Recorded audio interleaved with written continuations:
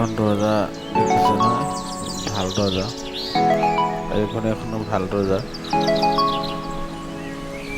আপনার সব সেগুন কাঠের দরজা আছে, এটা চালা কাঠের দরজা আছে।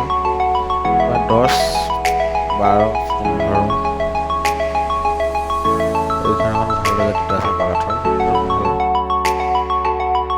এইখন বিছনা হয়, বিছনাখনৰ দাম 45,000 টকা, দুটা চালা কাঠ।